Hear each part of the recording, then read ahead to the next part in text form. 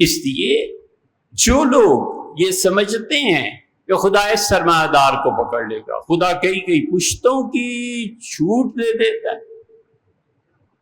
اپنے ہاں سیاسی خاندانوں کو دیکھو، ان پہ کبھی عذاب نہیں آتا نا، یہ پکڑے جاتے ہیں، پھر ان کی اولادیں آگے، ان کی اولادیں آگے، ان کی اولادیں آگے، ان کی اولادیں. خدا بار بار سمجھو، اسے ایک بار سمجھا دیا ہے کہ حضرت موسیٰ علیہ السلام کے دور میں جو جنگ ہوئی تھی وہ آخری. اللہ نے بتایا کہ موسیٰ علیہ السلام کی قوم پہ عذاب آیا تھا. اس کے بعد ہم نے کہا کہ انسانیت اتنی بالغ، اتنی میچور ہو گئی ہے انسانیت کہ اب تم زمین پہ ایک دوسرے کے ساتھ خود ہی نپٹو. صالح علیہ السلام کی قوم پہ عذاب آیا، قوم سمود پہ، عاد پہ، لوط پہ، شعیب پہ علیہ السلام. ان قوموں پر عذاب آیا کیونکہ انسان اتنا شعور نہیں رکھتا تھا. اور موسیٰ علیہ السلام کے دور میں اللہ نے منع کر، اللہ نے کہا اب آسمان سے کوئی آفت نہیں آئے گی، اب کچھ ہو جائے میں کوئی عذاب نہیں بھیجوں گا، اب یہ سب تم نپٹو گے، میں تو اب آخرت میں فیصلہ کروں گا، کیونکہ تم سب کو میں نے اتنا شعور دیا ہے کہ تم اپنے نظام خود بناؤ، جو چیزیں میرے ذمے میں نازل کر دوں گا. اس لیے کبھی کوئی عذاب پھر اس کے بعد آیا ہی. یہ خوش فہمی ہے لوگوں کی کہ اگر قومی خزانہ لٹ گیا تو کچھ نہیں ہوتا یار،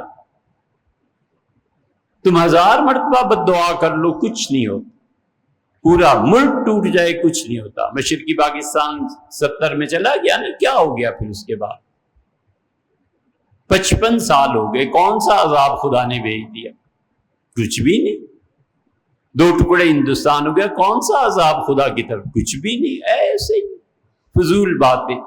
مذہب کا سہارا اس لیے لینا کہ اپنی کوتاہیوں پر پردہ ڈالو. جی یہ تو اللہ کا عذاب ہے یار، اللہ کا عذاب مانتے ہیں، ہوگا، تم کہتے ہو تو ہوگا، چلو مان لیتے ہیں. لیکن اگر تم نے سوسائٹیز کے لیے زمین نہ دی ہوتی اور تم نے دریا کی پراپر جگہ چھوڑ دی ہوتی اور تم نے رشوت نہ کھائی ہوتی اور تم نے درختوں کی کٹائی نہ کی ہوتی اور تم نے اپنی ڈیوٹیز پوری کی پوری انجام دی ہوتی اور 22-20 ارب روپیہ اور اربوں روپے تم نے باہر سے ایڈ لے کے اسے اپنے خزانوں میں نہ ڈالا ہوتا، تو پھر دیکھتے کیسے عذاب آتا ہے اور کیسے سیلاب آتا ہے. اللہ کچھ نہیں کرے گا. یہ محض مذہب کا دھوکہ ہے جو ہمیں دیا جاتا ہے، ہم نہیں مانتے. اللہ کو کیا پڑی ہے شاہدرہ ڈوبے یا رہے، لاہور ڈوبے یا رہے. وہ کہتا ہے یہ سب نظام تمہارے اپنے ہیں، تم سنبھالو گے اور تم کرو گے ٹھیک رہے گا، نہیں جب کرو گے تو ٹھیک ہے، اپنی مرضی ہے. چنانچہ انقلاب فرانس کے بعد جو عدل، جو انصاف، جو چیزیں وہاں قائم ہوئی ہیں، وہاں کی قوموں پہ تو عذاب نہ آیا. ساری فحاشی اور یعنی کہ جد کیا کہیں جد ہیں، وہ بڑے ہیں. کبھی سنا ہو کہ وہاں بھی عذاب آیا ہے فحاشی کی وجہ سے، کبھی سنا ہو کہ وہاں عریانی شراب کی وجہ سے؟ کچھ بھی نہیں ہوتا. اللہ نے جن چیزوں کو لوگوں کے ذمے کر دیا ہے توقع بھی نہیں رکھنی چاہیے کہ خدا کچھ کرے گا. اللہ نے صاف کہا ہے لا یغیروا، اللہ کبھی تبدیل نہیں کرتا حتی یغیروا ما بانفسہم، جب تک کہ لوگ خود ہمت نہ کریں. اسی قیامت میں لوگ پہنچیں گے اللہ کے یہاں. اللہ تعالیٰ نے فرمایا ہے کہ تم میرے پاس آؤ گے تو یاد رکھو ان کثیرا من الناس بلقاء ربہم کافرون، اور لوگوں میں اکثریت ایسی ہے جو ہماری ملاقات کو فراموش کر بیٹھے. اللہ کی نافرمانی سے بچنے کا سب سے مؤثر طریقہ یہی ہے کہ انسان کو ہر دن ہر لمحہ یہ خیال رہنا چاہیے یعنی میں نے مرنا ہے اور اللہ کے سامنے پیش ہو. مروں گا، اللہ کے ہاں جا کر حساب دینا پڑے. حضرت رسالت مآب صلی اللہ علیہ وسلم فرمایا تہامہ پہاڑ ہے بہت بڑا حجاز میں، آپ نے اس کے برابر لوگ نیکیاں لے کے آئیں گے اور اللہ کے ہاں جب پہنچیں گے تو ہوا منصورا، ان کی نیکیاں ایسے اڑتی ہوئی نظر آئیں گی جیسے ہوا ریت کے ٹیلوں کو ایک جگہ سے دوسری جگہ منتقل کر دے. ابن ماجہ میں آتا ہے اس نے ثوبان رضی اللہ عنہ نے کہا کہ اللہ کے رسول یہ کیا ہوگا، کیوں ہوگا؟ رسول اللہ صلی اللہ علیہ وسلم نے فرمایا کہ ان لوگوں کی بات میں تمہیں بتا رہا ہوں جو نیکیاں کریں گے، نماز پڑھیں گے اور اچھے خوب اعمال کریں گے، مگر وہ تنہائی کے انتظار میں رہیں گے کہ انہیں تنہائی ملے، اور اس تنہائی میں وہ اللہ کی حدود کو، اللہ نے جن چیزوں سے منع کیا ہے اس کا ارتکاب کریں، اور خدا کے حکم کو پارا پارا ٹکڑے ٹکڑے دھجیاں بھی کھیرتے خدا کی بات. آپ نے فرمایا یہ وہ لوگ ہیں. اس لیے بڑا فرق پڑ جاتا ہے. جو آدمی اللہ سے ڈرتا ہے اس کی حکمرانی سے، جو اللہ سے نہیں ڈرتا اس کی حکمرانی.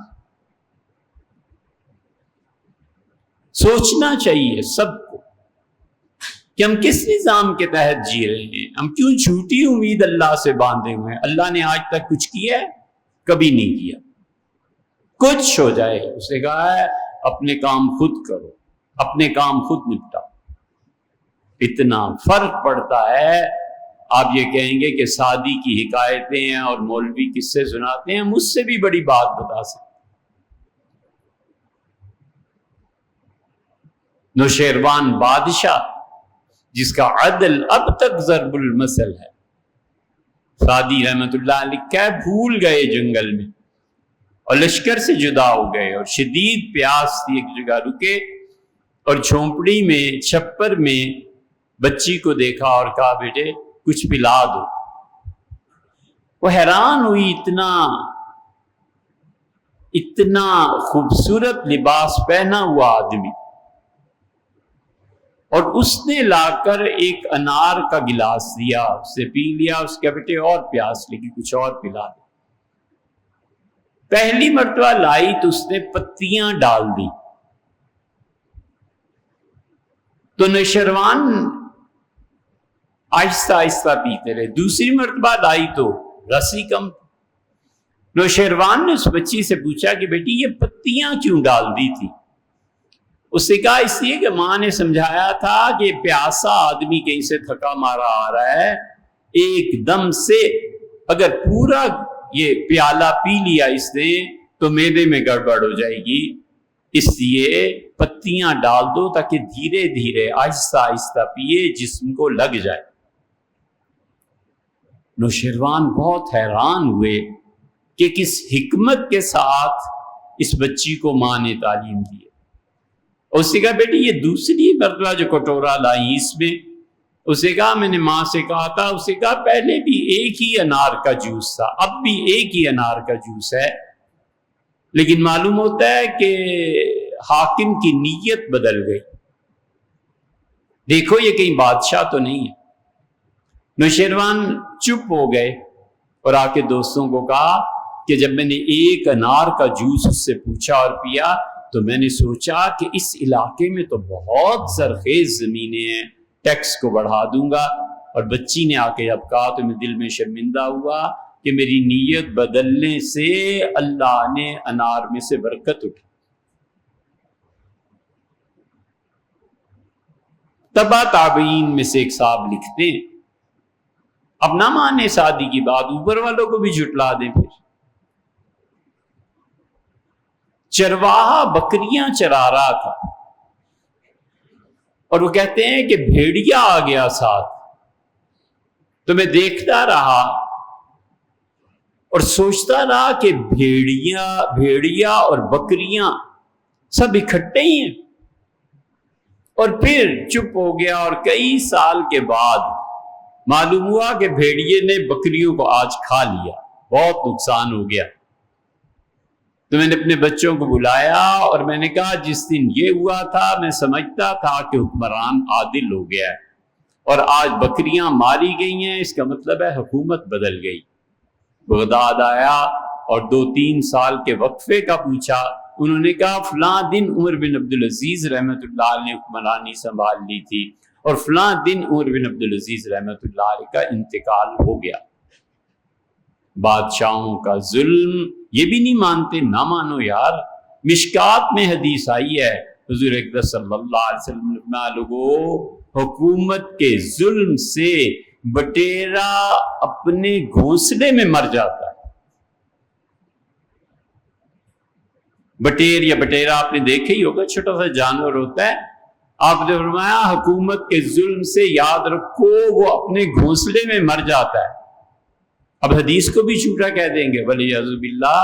حضور اقدس صلی اللہ علیہ وسلم نے بتایا کہ جب حکمران غافل ہوتے ہیں، جھوٹے ہوتے ہیں، مال کو لوٹنے والے ہوتے ہیں، جب حکمران خائن ہوتے ہیں، ان کی وجہ سے جانور تک اپنے آپ کو نہیں محفوظ رکھ سکتے، جانوروں پر بھی ظلم ہو جاتا ہے۔